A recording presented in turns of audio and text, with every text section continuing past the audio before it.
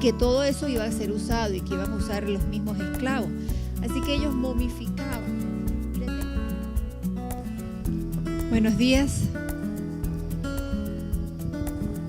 ¿Cuántos han leído el libro Mil Caerán? ¿Cuántos? Bueno, pocos. Okay. Este libro fue escrito por un alemán, por una alemana. Y yo tuve el privilegio, ese libro trata de la experiencia de una familia alemana durante la Segunda Guerra Mundial. Y eran adventistas, y lo que ellos pasaron a través de esa experiencia durante la Segunda Guerra Mundial. En diciembre del 2015 tuve la oportunidad de conocer a uno de sus familiares de Hessel. Creo que se llama así, ¿no, David? Hessel, el apellido del Hassel. Hassel. Tuve la oportunidad de conocer al profesor Hassel de la Universidad Southern en Tennessee en un congreso de jóvenes adventistas.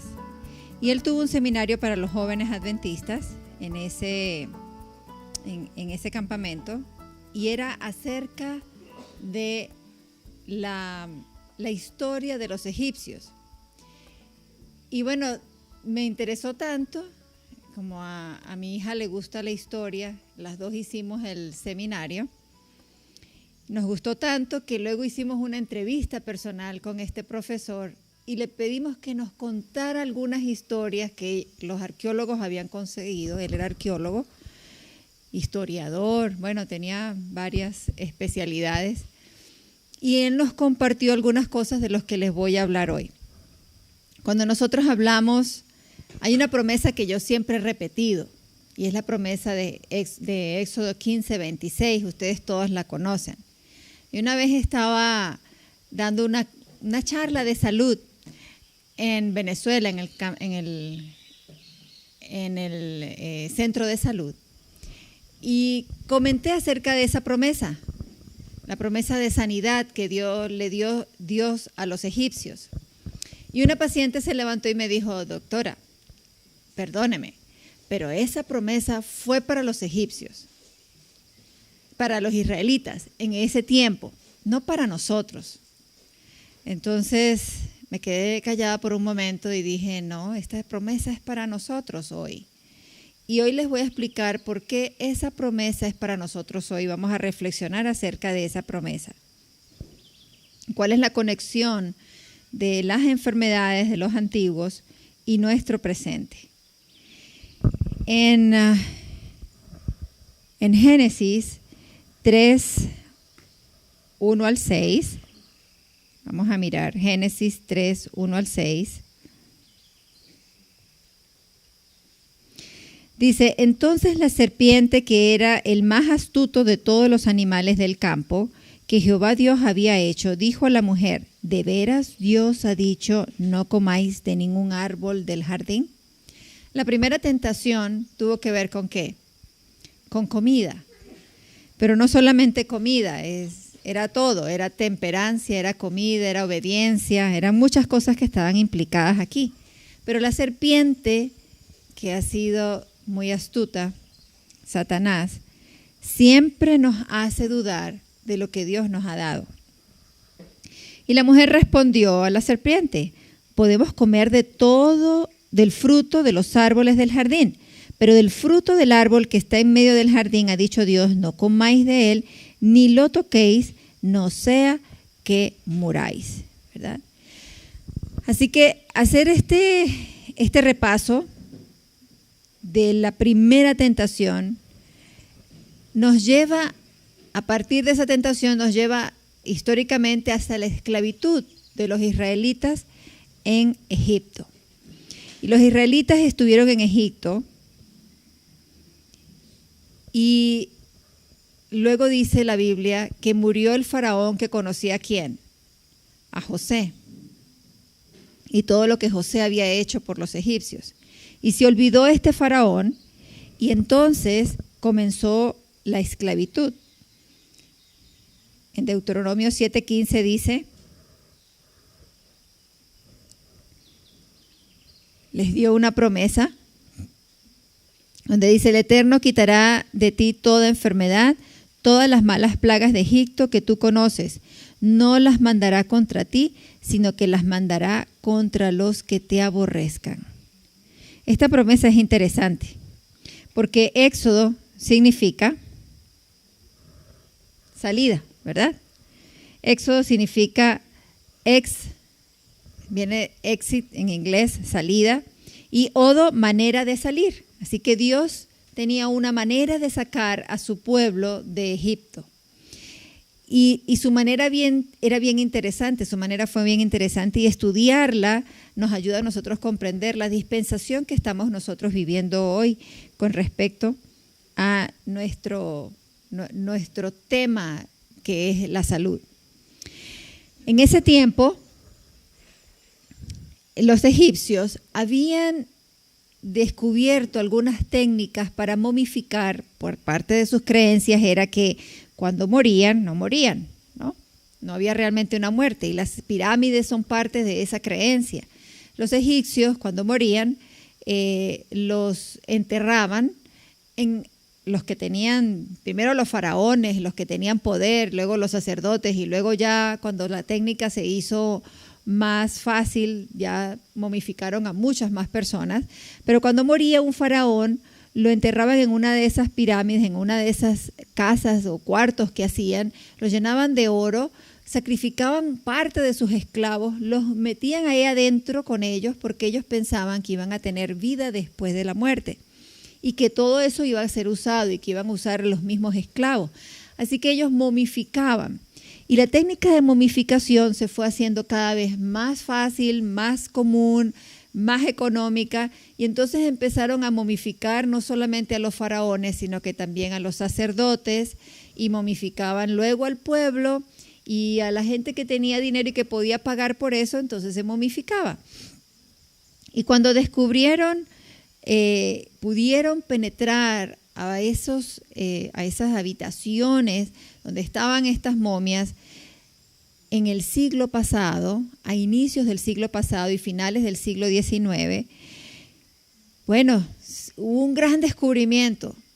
Y una de las cosas que se preguntaron la ciencia médica, los arqueólogos, era: ¿de qué murieron los egipcios? ¿Qué enfermedades tenían los egipcios? Y como las momias estaban tan completas, se podían ver sus dientes, sus órganos, sus arterias, estaban completos. Así que empezaron a hacer estudios, pero en los primeros años del descubrimiento no existían los aparatos de imágenes que tenemos hoy en día. Hoy tenemos tomografía, emisión de positrones, tenemos resonancia magnética, cantidad de aparatos que pueden ver adentro nuestro cuerpo mucho mejor que lo que se hacía en los inicios del siglo XIX y del siglo XX. Así que hoy en día esas momias volvieron a ser estudiadas, y entonces las colocaron en este tipo de aparatos, resonadores, tomógrafos, para ver en su interior qué tenían estas momias, de qué se enfermaban. Fíjense que es interesante, porque la manera en que los egipcios se dibujaban era así. ¿Qué vemos nosotros ahí? Obesidad, ¿verdad? Solamente un obeso tiene un abdomen tan grande, con varias llantas ahí, ¿verdad? ¿Cuántas llantas le vemos?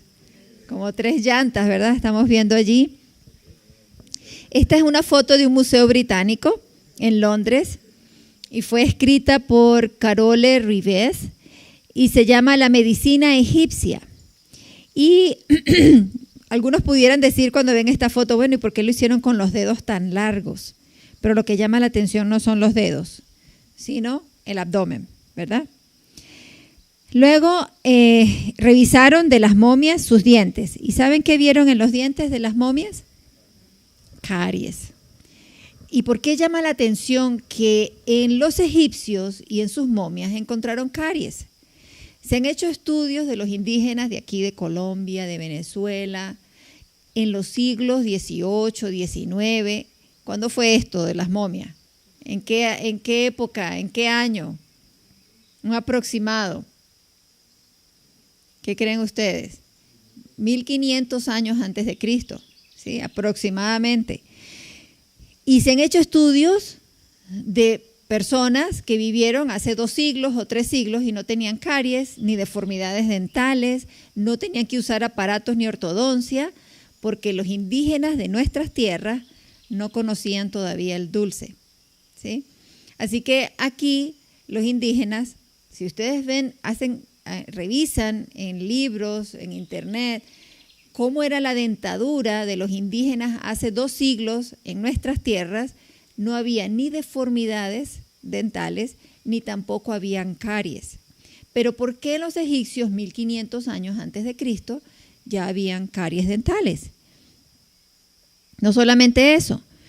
En los tomógrafos encontraron, esta es una tomografía de tórax, ahí vemos la reja costal, y si ustedes ven donde están señaladas estas flechitas, ¿saben qué está ubicado aquí? A ver, ¿qué está ubicado ahí en esa zona? Hipocondrio derecho, jóvenes que están conmigo en la hígado. ¿Y qué puede estar en el hígado que hace una imagen parecida a la imagen que dan los huesos? ¿Los huesos cómo se ven? Blancos, ¿verdad? ¿Y qué pudiéramos tener en el hígado calcificado? Cálculos biliares. Los egipcios sufrían de problemas en la vesícula y tenían cálculos biliares. Y los cálculos biliares, ¿saben por qué sucede? Por una dieta rica en grasas. Una dieta rica en grasas hace que se depositen los cristales de colesterol en la vesícula y forman cálculos biliares. Además, los egipcios tenían, esta es otra tomografía, ¿qué ven ahí ustedes? ¿Qué hueso es ese? ¿Dónde se imaginan que fue tomada esta foto, esta radiografía, tomografía? ¿En qué zona del cuerpo? En la zona pélvica hacia abajo, ¿verdad? Y vemos los huesos de la mano, porque la momia está con las manos así. Y ese hueso grande que vemos ahí largo es el fémur. Y al lado del fémur vemos también unas calcificaciones, como esta pepita que ven aquí. Todo lo que es calcificado se ve en radiografía blanco. Y esas son calcificaciones que están ubicadas fuera del hueso. Entonces, ¿qué será? Estas son calcificaciones de las arterias. Y ahí lo que vemos es un problema de arterioesclerosis. Y lo que vieron los médicos en estas momias era que sus arterias estaban llenas de grasa, de placa, de cálculos, de calcificaciones. Y cuando tenemos arteriosclerosis, ¿qué sucede? ¿Qué es lo que hemos dicho en las últimas charlas? Hemos estado hablando de que la arteriosclerosis produce mala oxigenación en cualquier tejido y yo puedo sufrir cualquier enfermedad. Desde un ACV, un problema de columna, una artrosis en mi rodilla. Si yo tengo arteriosclerosis, puedo sufrir cualquier enfermedad. Así que los egipcios se supone que en ese tiempo sufrieron de artrosis, sufrieron de problemas de infarto, de ACV y todo lo que pudiera, lo que nosotros conocemos hoy en día. Los antiguos egipcios, dice aquí, sufrieron de las enfermedades modernas y las tomografías revelan eso. Estos son estudios hechos, ahí no se ve muy bien el origen, pero fue publicado en el 2014, es bastante reciente. Un médico experto en Long Beach Memorial, California, dijo que el descubrimiento de las enfermedades cardíacas en las momias del Antiguo Egipto nos indica que la dieta moderna no es la única culpable. La arteriosclerosis se halló en las momias de 5 culturas antiguas. Estos procesos subyacentes son la base de los infartos del corazón y de los accidentes cerebrovasculares. Las tomografías de cientos de cuerpos que fueron realizados y los expertos dicen que en las heces también habían parásitos e infecciones que afectaron a estos antiguos. Las heces que estaban todavía en sus intestinos fueron las que estudiaron. Estos hallazgos sugieren que hay también una predisposición genética en seres humanos que nos hace susceptible a la arteriosclerosis. Todos tenemos una predisposición genética. Después del pecado ya nuestra composición física, nuestros genes se fueron deteriorando. Y si le agregamos a eso el estilo de vida, ¿qué sucede? Empezamos a desarrollar enfermedades. Ahora, todos nosotros sabemos que o hemos escuchado de la madrastra de Moisés, ¿verdad? Ella se llamaba Hatshepsut. Ese era su nombre egipcio, Hatshepsut. Cuando éramos niños y escuchábamos las historias de Moisés, ¿cómo pintaban a la madrastra de Moisés? Muy linda, ¿verdad? Si era la hija del faraón. Y si la ponen en película, más bonita, ¿verdad? Cuando Hollywood la presenta muy linda. Hollywood presenta a todas las mujeres de la historia, así como a Hatshepsut, ¿verdad? Bien bonita. Pero la verdadera Hatshepsut es esta. Hatshepsut, esta es una estatua hecha de ella. Recuerden que Moisés iba a ser el próximo faraón. Hatshepsut era su madre. Ella no tuvo hijos. Así que Moisés era quien debía subir al trono. Pero como él muere, como él desaparece, Moisés desaparece, entonces ella trata de llegar al trono. Pero para poder llegar al trono, según las leyes egipcias, tenía que ser un hombre, no podía ser una mujer. Pero Hatshepsut se parecía mucho a un hombre. De hecho, ahí la vemos con barba, ¿sí? Entonces ella tenía barba, pero ¿por qué tenía barba? No era que se la colocaba, no era postiza, era una barba que le salía a ella. Ajá, bueno, problemas de tiroides. Pero los tiroides nos dejan calvos, no nos ponen más peludos. Cuando alguien tiene problemas de tiroides, lo primero que uno pregunta es, ¿se le cae el pelo? ¿Verdad? Porque lo que más perdemos es pelo. Pero una mujer que tiene barba es porque tiene un trastorno metabólico. ¿Han conocido mujeres con pelitos aquí que tienen que depilarse o afeitarse la barbilla? ¿No la han conocido? Yo sí he conocido varias. Generalmente es producto de un trastorno metabólico. Cuando somos obesos, cuando comenzamos a ganar peso, hay una situación que sucede y es que la insulina empieza a aumentar en la sangre. Y cuando la insulina sube, ella trastorna nuestras hormonas, sobre todo las hormonas femeninas. Entonces bloquea la producción de estrógenos y aumenta la producción de testosterona. Y la testosterona es una hormona ¿qué? Masculina. Nosotros las mujeres tenemos más estrógenos que testosterona, pero también tenemos testosterona en muy pequeña cantidad. Los hombres tienen más testosterona que estrógenos. Así que Hatshepsut, como era una mujer obesa, miren los brazos de Hatshepsut, ¿verdad? Esos son brazos de ¿qué? De obesidad, de gordura. Tenía problemas metabólicos y ella que quería ser hombre, pues más fácil le creció la barba y no se la cortó, ¿sí? Y ella trató de usurpar, trató de tomar el trono. A ella se la llama, porque se cree, eso me dijo este profesor, todo eso no está totalmente comprobado, pero cuando hacen la lista, ustedes saben que los faraones están bien enlistaditos, ¿verdad?, en la historia egipcia, y Thutmose III se cree que fue Hatshepsut. Entonces Thutmose III, que tiene un nombre de un hombre, en realidad no fue un hombre, sino que fue la madrastra de Moisés. Bueno, todo esto es interesante. Hay otras reinas, otras mujeres en Egipto que también tenían barba. La reina Inhapi, Hatshepsut, y se dice que varias de ellas tenían problemas de obesidad. Ahora, cuando Dios saca a su pueblo de Egipto, hace un programa especial. El programa de Dios es interesante, es completo. Lo que Dios hace es integral.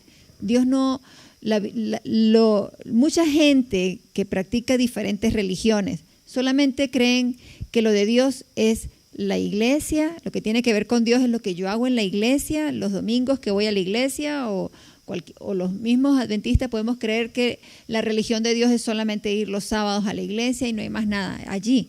Pero la religión de Dios es integral y abarca el todo del ser. Dios abarca todo. Así que cuando Dios sacó a su pueblo de Egipto, hizo todo un programa de salud como el que nosotros conocemos hoy. Y comenzó entonces de esta manera. Vamos a leer por qué comenzó el programa de Dios con el pueblo de Israel en Egipto. Y busquemos en Éxodo 2, 23 dice: aconteció después de muchos años que el rey de Egipto murió. Los hijos de Israel gemían a causa de la esclavitud y clamaron a Dios, y el clamor de ellos a causa de su esclavitud subió a Dios. Subió hasta Dios. Entonces Dios les hizo una promesa. Y vamos todos a Éxodo 15. Ese es el capítulo que vamos a estudiar hoy. Éxodo 15. Y la promesa que Dios les hizo al pueblo de Dios, a su pueblo, antes, al salir de Egipto, fue, esto no fue antes, esto fue durante el camino. Dios le dijo: si escuchas atentamente la voz de Jehová tu Dios y haces lo recto ante sus ojos, si prestas atención a sus mandamientos y guardas todas sus leyes, ninguna enfermedad de las que envía a los egipcios te enviaré a ti, porque yo soy Jehová tu sanador. Dios promete esto, pero Él pone dos condiciones y las repite. ¿Cuáles son las dos condiciones? Si oyes y haces, si prestas oído y vuelves a actuar, ¿verdad? Entonces dice, ¿y cuáles? Todas sus normas, no dice algunas de sus normas, dice todas sus normas. O sea, no solamente tenemos que escuchar y actuar, pero ¿qué? ¿Qué vamos a escuchar? ¿Qué vamos a poner en práctica? Todas sus normas. Entonces, ¿qué programa le hizo Dios a los egipcios? Dios tomó en cuenta la historia de los egipcios y Él confrontó el error, porque los israelitas habían pasado ¿cuántos años allí en Egipto? ¿Se puede uno adaptar a las costumbres del país, de la ciudad donde uno vive? A las culturas, a lo que la gente come, a lo que la gente hace. Así que Dios tenía que confrontar el error a través de un programa educativo. Primero, a través de las plagas. ¿Qué adoraban los egipcios? Ellos adoraban al río Nilo. ¿Y en qué se convirtió el río Nilo? Ellos adoraban también a las ranas. ¿Y en qué se convirtieron? En plagas. Ellos adoraban a los insectos y se convirtieron en plaga. Adoraban al sol y adoraban al faraón. Así que Dios tenía que confrontar al pueblo de Israel, confrontar el error con la verdad. Así que Dios hizo eso. ¿Cómo lo hizo? Primero les puso una prueba. Antes de salir, vamos a hacer una prueba. Así que les dio una prueba de sangre. ¿Cuál fue la prueba que les puso Dios? El cordero, ¿verdad? Porque solamente a través de Jesús nosotros tenemos ¿qué? Sanidad, salvación, liberación. Solamente a través del cordero. Así que Dios tenía que comenzar con esa primera parte del programa educativo. Comenzar con la sangre de Cristo. Y eso significa ¿qué? Sacrificio. ¿Qué significó para los israelitas? Sacrificar un cordero. ¿Duele al principio a seguir al Señor? ¿Eso significa sacrificio, seguir al Señor? ¿Significa renuncia, seguir al Señor? Ellos tenían que comenzar con eso primero, con el sacrificio del cordero. Cuando nosotros traemos personas acá a la casa campestre o al centro de salud, generalmente les pedimos que traigan su laboratorio. ¿Por qué es importante que traigan una prueba de sangre? Porque en la prueba de sangre nosotros vemos cuál es su condición. Y es importante saber, y a veces hasta sacarle fotos de cómo comienzan. Hace poco le tomé la foto a uno de nuestros pacientes y le dije, voy a sacarte una foto para que puedas notar el cambio, porque cuando el cambio se da progresivamente no nos damos cuenta, ¿verdad? Pero cuando uno empieza a ver, cuando uno ve las fotos y va viendo los cambios, ¿ustedes cómo han visto que han cambiado? Cuando ven las fotos, ¿verdad? ¿Cómo se veían hace 10 años y ahora? ¿Cómo se ven? Así que le sacamos fotos, les hacemos pruebas de sangre para poder ver cuál es su condición actual. Así que muchos de nuestros pacientes pasan primero por una prueba de sangre para que ellos sepan, oye, tenía el colesterol en 200 y ahora después de 2 semanas o 3 semanas, ¿en cuánto lo tengo? Tenía la glucosa en 120 y ahora la tengo en 80 y solamente haciendo cambios. Cuando hacemos pruebas esto se facilita porque la gente empieza a creer, oh sí, eso funciona, ¿no? ¿Cómo salieron los egipcios, los israelitas de Egipto? ¿Cómo salieron? Salieron caminando. ¿Qué fue la primera prueba que les puso Dios? La segunda prueba, bueno, vamos a caminar. Y caminaron cargados. Y cuando uno carga maleta y camina, ¿saben qué se evita? La osteoporosis. Se dice que para poder evitar la osteoporosis tenemos que caminar con carga. Y por eso hay personas que llevan mancuernas o pesas o se amarran plomitos en las piernas. ¿No han visto que gente? Y eso ayuda mucho para evitar la osteoporosis. Así que ellos iban con carga. ¿Qué clase de bebida les dio Dios a los israelitas? ¿Recuerdan? La primera prueba que tuvieron fue del agua. Y en Éxodo 15, que es donde estamos ahorita ubicados, en el versículo 23, llegaron a Mara, pero no pudieron beber las aguas de Mara porque eran amargas. Por eso pusieron el lugar el nombre de Mara. Entonces el pueblo murmuró contra Moisés diciendo, ¿qué hemos de beber? Eso nos pasa también a nosotros cuando hacemos cambios, ¿sí? ¿Qué vamos a comer? Cuando yo le digo a la gente, no va a comer nada que tenga una cara ni nada que tenga una mamá. Entonces me dicen, ¿cómo así? Bueno, el pollo tiene cara. Entonces está fuera de la lista. La gallina tiene cara. Sí, fuera de la lista. El huevo tiene mamá. Sí, entonces fuera de la lista. La leche tiene mamá. Sí, fuera de la lista. Entonces me dicen, ¿y qué vamos a comer? Todos preguntan lo mismo. No hay uno que no pregunte. Cuando yo les digo eso, de una vez todos preguntan, ¿pero y qué voy a comer? Porque, ¿qué es lo que piensa la gente que es comida? Solamente eso, ¿verdad? Y generalmente nos quejamos, así como el pueblo de Israel se quejó. Y entonces dice, Moisés clamó a Jehová, en versículo 25, y le mostró un árbol. Cuando él arrojó el árbol dentro de las aguas se volvieron como dulces. Y allí dio al pueblo leyes y decretos y allí lo probó. ¿Sí? A veces cuando comenzamos a hacer cambios y nos enfermamos, ¿qué pasa con nosotros? Nos quejamos, ¿verdad? Eso lo veo siempre lo veo. Y hay hermanas que llegan o hermanos que vienen como pacientes y me dicen, hermanita, yo soy la única vegetariana en mi casa. Imagínense el testimonio. Soy la única que no come carne y justo a mí me viene a dar un cáncer, o justo a mí me viene a dar esta enfermedad, hipertensión, cualquier cosa. Generalmente, ¿qué pasa con nosotros? Nos quejamos. Y entonces allí fue donde en esa prueba del agua es cuando Dios le da la promesa. Si escuchas atentamente la voz de Jehová tu Dios y haces lo recto ante sus ojos, si prestas atención a sus mandamientos y guardas todas las leyes, ninguna enfermedad de las que envié a Egipto te enviaré a ti, porque yo soy Jehová, tu sanador. ¿Qué clase de comida querían comer los israelitas? ¿Recuerdan?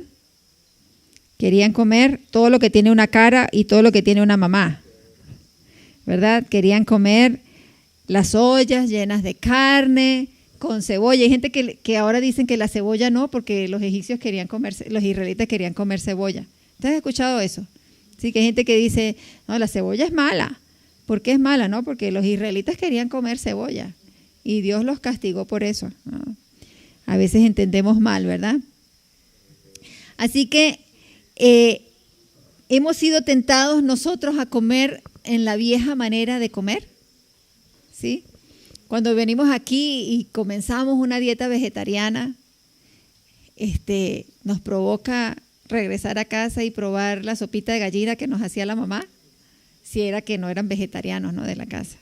Yo también estudié en un internado antes de conocer esta experiencia allá en Venezuela, y estudié en un internado así como la UNAC aquí en Medellín, la Instiboc, es un colegio adventista, internado, y eso pasa mucho, que allá era vegetariana la comida, pero no era saludable porque era mucho refinado, mucho frito, bueno. Pero como no comíamos carne, mi mamá, que me visitaba los fines de semana, me llevaba siempre un pollito. Y me dice, toma hija, pobrecita que no come carne, pobrecita, ¿cómo así un pollito? Y a veces nos dejaban libre un día al mes para ir al pueblo más cercano, y nos íbamos con los compañeros a una tiendita que vendían pan con carne mechada. Y a mí me encantaba comer pan con carne mechada. Yo decía, ay, qué rico carne. Tanto tiempo sin comer carne. Ahora aquí ese día salíamos era comer carne. Porque siempre pasa cuando uno hace un cambio, que uno como que añora lo que antes comía. ¿Pasa eso con nosotros? Sí, a menos que no tengamos la convicción clara del mensaje del Señor. Ahora el Señor les proveyó maná. ¿Y el maná qué significa? ¿Saben qué significa la palabra maná? Ahí lo dice. ¿Qué es eso? ¿Qué es eso? La gente cuando vio el maná, ¿qué es eso? ¿Qué es eso? Y le pusieron maná. ¿Qué es eso?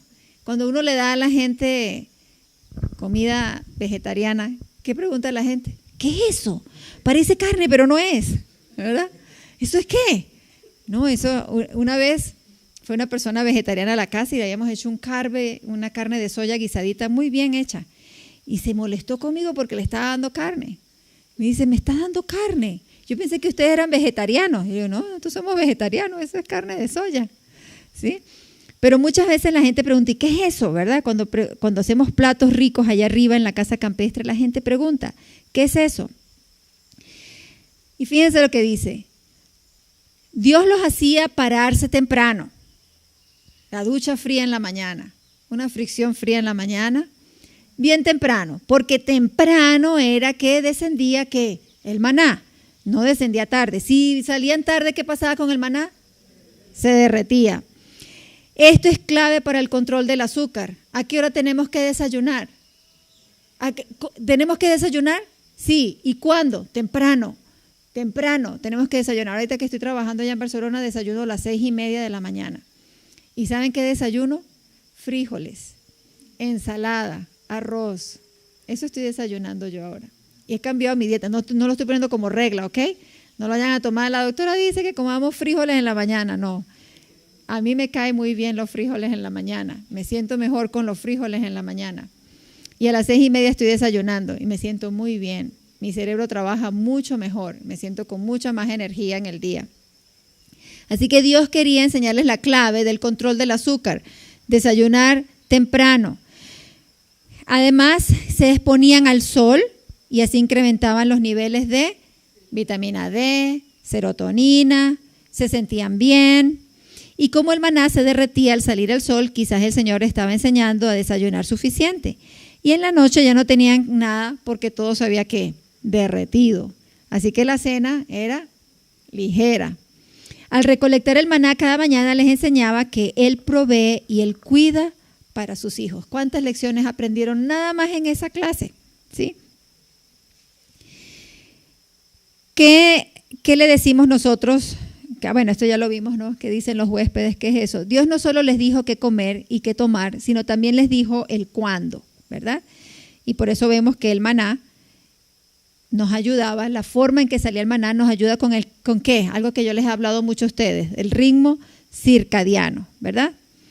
Ahora, este programa era voluntario, ellos caminaron, tomaron agua, comieron pan del cielo, desayunaban temprano, tenían una cena ligera y tenían un día semanal de descanso.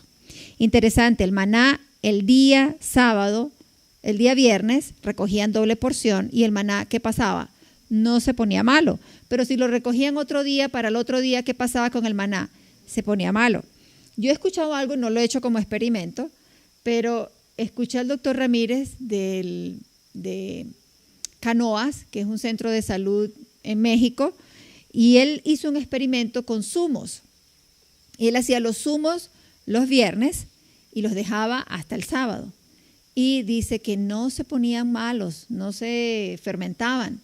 Y así mismo hacía otros alimentos, los hacía el viernes y luego los examinaba el sábado, tomaba pruebas para hacer cultivos biológicos y veía que no crecían bacterias. Yo no he hecho ese experimento, pero lo creo, porque si el Señor dice que guardemos el sábado y que nos preparemos desde el viernes con comida para el sábado, eso es parte del plan de Dios, ¿verdad? Y parte de su programa. Bueno, los voy a dejar hasta aquí. La próxima vamos a terminar con esta charla, porque lo que sigue es lo que dice la ciencia acerca de este plan. La primera investigación científica que se hizo de lo que un plan de salud o de un estudio científico puede hacer, o mejor dicho, el primer estudio científico que demostró lo que una terapia puede hacer por una persona, ¿cuál fue? ¿Saben cuál fue? Lo publicaron aquí. La próxima semana lo vamos a ver. El mejor estudio científico, el primero que se reconoce a nivel mundial en la historia humana. Lo vamos a ver la próxima semana. Bueno, que Dios les bendiga. Vamos a colocarnos de rodillas para tener una palabra de oración.